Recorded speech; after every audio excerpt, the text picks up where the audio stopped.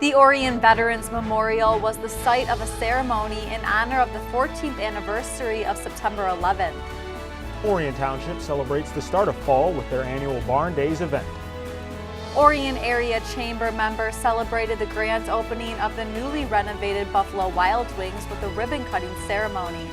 And the second annual LO-Palooza offered music, food, and fun to raise money for a good cause. Hello, I'm Ciaramitaro. And I'm Jonathan Jackson. We'll have these stories plus much more right here on ONTV News.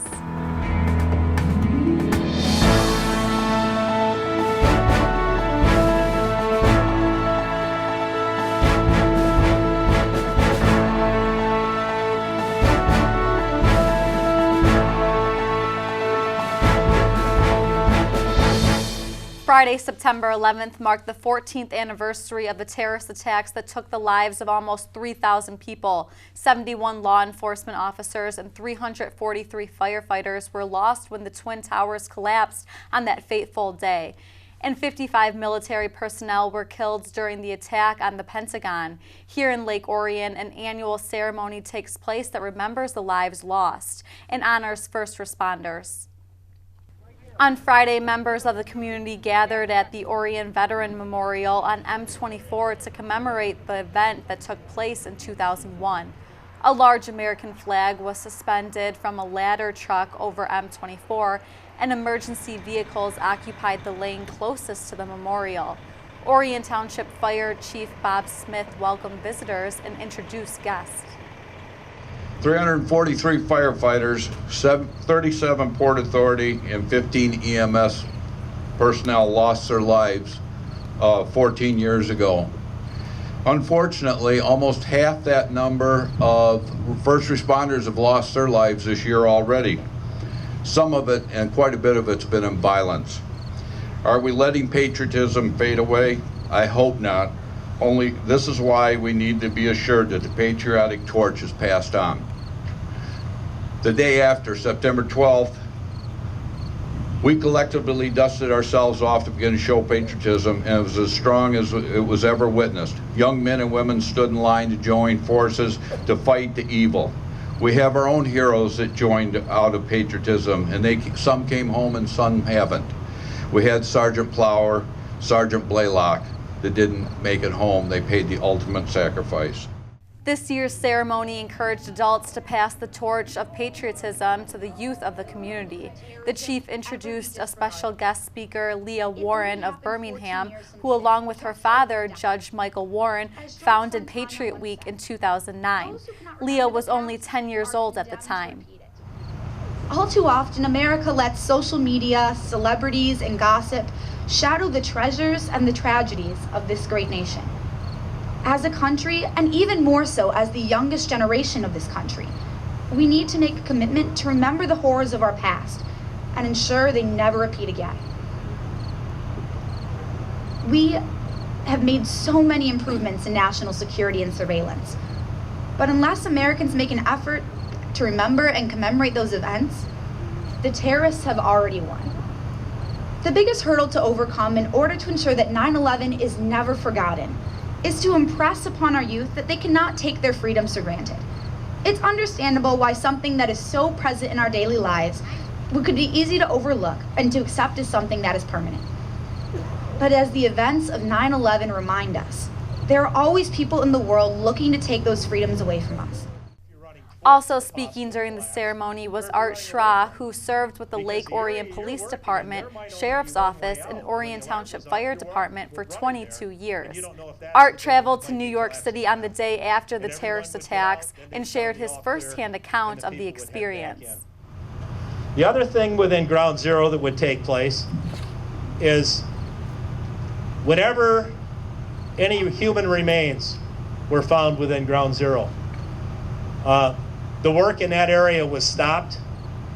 They would try to, if they could identify it, whether it was a law enforcement officer or a firefighter, and that's if they could tell by the uniform they were wearing, then what they would do is once they had the body, they identified the body, then they would go and notify either the fire department if it was fire personnel, or the law enforcement if it was Port Authority, or whether it was the New York City Police Department. And then what they would do is try to get members of that group to go in there, and then they would go in, and when they went in to recover the body, all work within Ground Zero would stop. And they would escort their own comrade out of Ground Zero into a waiting ambulance to take him away. The ceremony concluded with a performance by a choir made up of the children of Lake Orion's first responders. They performed a medley of patriotic tunes under the direction of Kathy McMinn. From the mountains to the prairies to the oceans, wide to fold. God bless America, my home, sweet home. God bless America, my home, sweet home.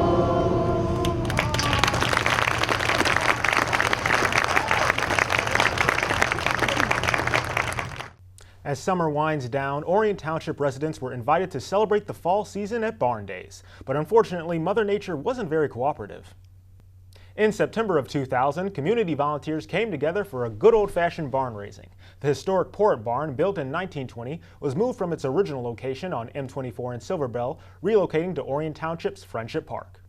To commemorate that historic day, residents have been invited to celebrate the fall season during the annual Barn Daze event. On Saturday, September 12th, families enjoyed a wide variety of activities that included pony rides, a petting zoo, a hay bale maze, and a hay ride throughout the woods. But unfortunately, a rainy afternoon affected the attendance. But that didn't stop visitors from playing games and watching a country line dance demonstration. Families paid $5 per vehicle, which helps Orion Township's Community Programs Department offer free events and activities throughout the year. Well, unfortunately, the weather is just not cooperating with us today, and it seems to be letting up now, and we have some crowds returning, but it's very disappointing. But the people that are here are having a great time. Sure feels like fall, doesn't it? It definitely feels like fall. Felt like summer yesterday, but it feels like fall today. Got lots to do: the petting farm, pony rides, hay wagon rides. Lots to do if you bring your family out today. Orion Township has numerous programs and events scheduled throughout the fall, so get out the calendar and mark down Friday, September 25th, when the Orion Center will host a closet clean-out indoor garage sale from 10 a.m. to 2 p.m. Take in the fall colors during an open house at Camp Agawam on Saturday, September 26th from noon to 2. And believe it or not, Halloween is just around the corner, so sign up early for the always popular Boo Bash, scheduled to take place on Friday, October 16th at 6 p.m. For more information about all the fun events open to families, visit oriontownship.org. In May of 2015, community members gathered in Friendship Park for the grand opening of the Let Them Play playgrounds, which allows children with special needs to have fun in the park. Although the playground is finished and enjoyed by the community, there are ongoing maintenance costs, and organizers hope to expand the playground beyond its current layout. On Saturday, September 12th, Orion Township's Wildwood Pavilion was the site of the second annual LO-Palooza, organized by the Daze Project. The day-long event raised funds for the maintenance and expansion of the Let Them Play playground. For a suggested donation of $5, visitors enjoyed music, food, and games throughout the day. 9 different bands offered a wide variety of music, including rock, pop, and country. Motor City Cornhole hosted a tournament where the top 3 finishers in each division took home cash prizes. There were also games, good food, and fun for the whole family. First of all, we got to give a shout out to all the bands that are participating, because they've all done this for free, and they've given up all their time for free. And then also to the township, they're helping to host the event. And also to all of our friends and family and all of our sponsors that have made this possible. As we mentioned earlier, funds raised by the event help maintain the playground equipment. We're told the wheelchair swings at the playground have been damaged multiple times by able-bodied children and teens. If you happen to see someone abusing the equipment, please remind them that it's for children who don't have access to the Dragon Den playground, located just a few feet away. The grounds of Camp Agawam have been home to a variety of Boy Scout troops over the years, but on September 12th, it was girls only for the day, due to the North Oakland Community Coalition's Just Girls Camp.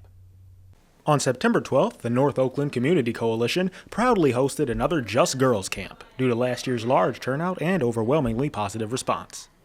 Well, today we are having our second Just Girls camp, and it is just helping empower young ladies and helping talk about those issues that they have to face coming into from middle school or late elementary school into middle school and then into high school. The NOCC is known for their commitment towards proactive education for both adults and youth, striving to connect with them in a safe and drug-free environment. The target audience for the day camp and for Girl Talk is 5th to 8th grade girls, which is a very vulnerable time for both boys and girls. We're focusing on girls at this time. They have self-image issues, they have confidence issues, and what we're doing is we're sharing with them skills to overcome those issues with themselves, to work through them, to work through if somebody's gossiping, to be kind to others. So we're giving them some life skills. Although the camp is run by the coalition, it also receives assistance from Girl Talk, a local chapter within the Orion area schools. We have been fortunate enough to partner with North Oakland Community Coalition, and they are helping spread the awareness about our Girl Talk group. So it's exposing the girls to the group today, and then hopefully they will want to become part of the group throughout the school year. The whole concept of Girl Talk is it's a peer-to-peer mentoring group. So I'm the advisor, but the leaders are high school girls. The girls that attend the meetings are 5th through 8th grade. And so it works really well having those high school leaders because that's who the younger girls want to hear from. They look to them as mentors. They don't want to hear that information from adults necessarily or from their parents. It may be things they're embarrassed to ask or that their parents or adults, but it's things that they will share with other kids their age, and then they bond with those high school mentors. With only a few hours into the day, the camp was running smoothly, but unfortunately the weather started to turn sour real quick. This is our second camp. We had a camp in August. The weather was very different than it is today. It was warm and sunny, and we went down to the waterfront. The girls got to go swimming. Today's a little different because it's a cooler day. But that didn't stop the coordinators from doing their best to teach these young women about themselves and their surroundings. I think being out in the woods and nature, if you can introduce nature early on to especially girls, I think a lot of boys, just by the nature of being a boy, they get out more. But I grew up in the woods, and you appreciate it. I think it also gives them an option of something other than the TV and the video games, and again, keeping on focus with these refusal skills, it just empowers them to know and appreciate what's around them other than what's in their house. Even though the weather may not have held up as well as the coalition had wanted, they were still able to provide support and encouragement towards an audience of 35 teenage girls, most of whom have had to face the issues of body shaming or peer pressure every day, which is why efforts such as this are not only vital towards our school systems, but also within everyday situations as well. If you'd like to know more about the North Oakland Community Coalition or the organization of Girl Talk, then visit their website at northoaklandcoalition.org or try looking up a local chapter of Girl Talk in your area.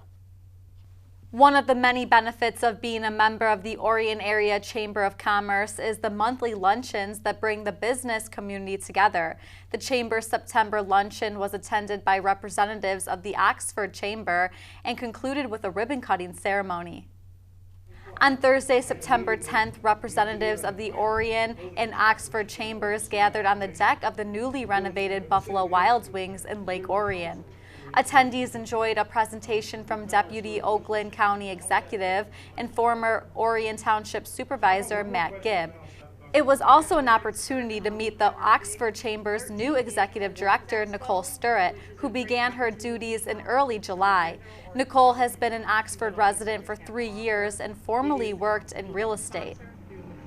I'm hoping to get more camaraderie. I think that if we work together, we're stronger.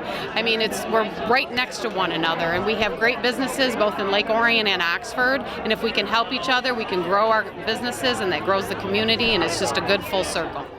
Following the luncheon, Chamber members gathered at the entrance of Buffalo Wild Wings for a special ribbon-cutting ceremony that celebrated the grand reopening of the restaurant. After 10 years at this location, formerly occupied by Boathouse Billiards, the restaurant was closed for 10 days in August for extensive remodeling.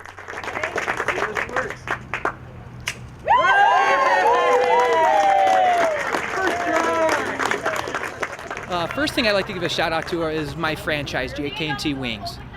They are truly a tremendous franchise.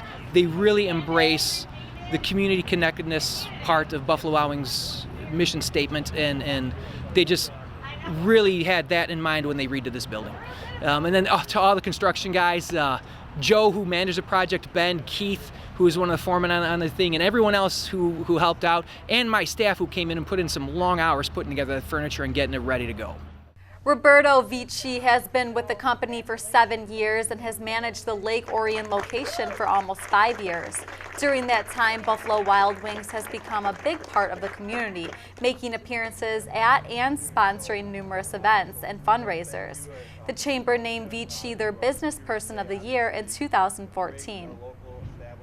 Beyond the fact that I love dragons, and I do, I always have, but beyond that, this is the first community I've been in, and I've been in several with Buffalo Wild Wings, along with my other professions, that I can call home. It really is. And I work for a franchise and for a restaurant that has the ability to give back on a tremendous level. How can I say no? I can't. Someone needs help? Yeah, I'm going to be there. They want me to be at an event? I'm going to be there. I'm going to show up and sponsor to help make it better for everyone in the community. The next major event sponsored by the Chamber is the Healthy Body, Healthy Minds Expo, scheduled to take place on Thursday, September 24th from 5 to 8 p.m. at Canterbury Village. The event is free to the public. Visit OrionAreaChamber.com for more information.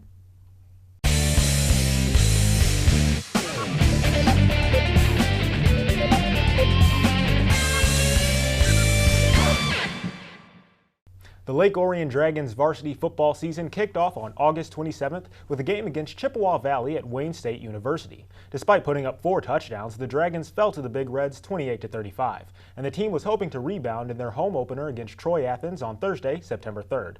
But thunderstorms delayed that game to the following afternoon. So ONTV's Joe Johnson has the highlights for you. On Friday, September 4th, the Dragons hosted the Red Hawks under gloomy skies. Since the school year hadn't started yet, kickoff was at noon. Most of the first half was uneventful, but late in the second quarter, the Dragons managed to put together a drive. Following a turnover on downs on the Dragons' 41 with 1:50 left in the half, sophomore quarterback Caden Prescorn finds Michael Jarvis for a 12-yard gain.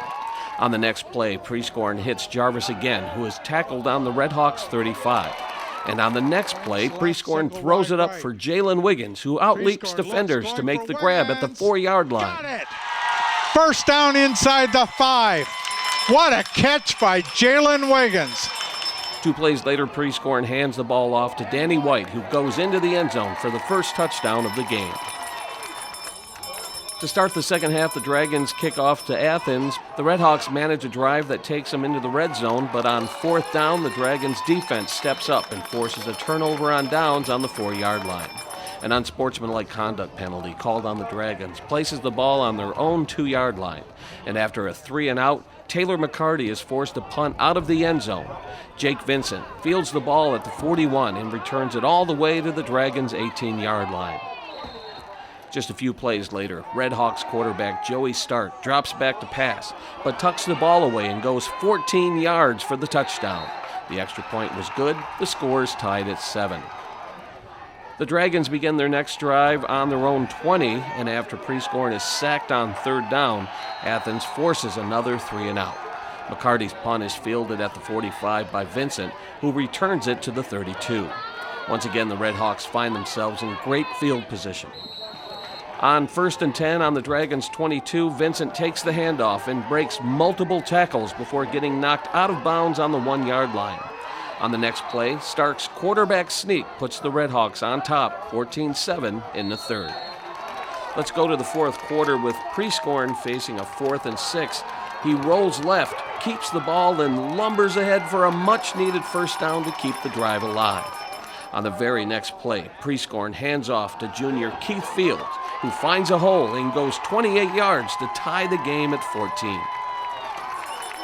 With the clock winding down in the fourth quarter, everyone is thinking overtime following a Redhawks holding penalty that placed the ball on their own 38-yard line. On 3rd and long, Stark fakes the handoff and somehow finds Jake Vincent, who streaks down the sideline and goes 62 yards for the touchdown. A flag was thrown, but it was on the Dragons for roughing the passer. The Dragons got the ball back with less than 30 seconds on the clock, but the game ended with an incomplete pass. The Redhawks celebrated their 21-14 win, their first over the Dragons since 2000, and only their second win against the Dragons in 24 meetings. At Lake Orion High School, this is Joe Johnson reporting for ONTV News.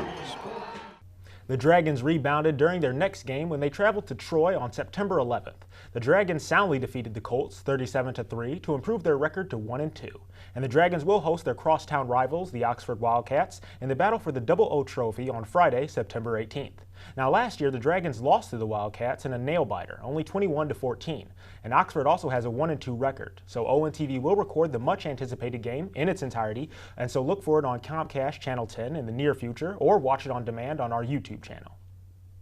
The Dragons boys varsity soccer team was in action on September 1st at home against Bloomfield Blackhawks. The game's first goal came at the 18:23 mark of the first half from Sheldon Drake. The Dragons carried their 1-0 lead into the half. In the second half, the Blackhawks rallied to tie 1-1 with a goal by Ross Simpson. The scoring continued just 2 minutes later by the Dragons' Jake Foley. Dragons up 2-1, but Bloomfield would answer with 2 more goals. One by Matt Haji Sheik at 8:38, and the game winner from Garrett Winter with just 2:24 left on the clock, beating the Dragons 3-2. As always, this and other games can be seen here on ONTV's Channel 10 and on demand on our YouTube channel at orionontv.org. Check out our program guide for replay dates and times. That's all the time we have for this edition of ONTV News. For daily updates on what's happening right here in Lake Orion, like us on Facebook and follow our YouTube page. On behalf of the hardworking staff, I'm Ciaramitaro. And I'm Jonathan Jackson. We'll see you next time.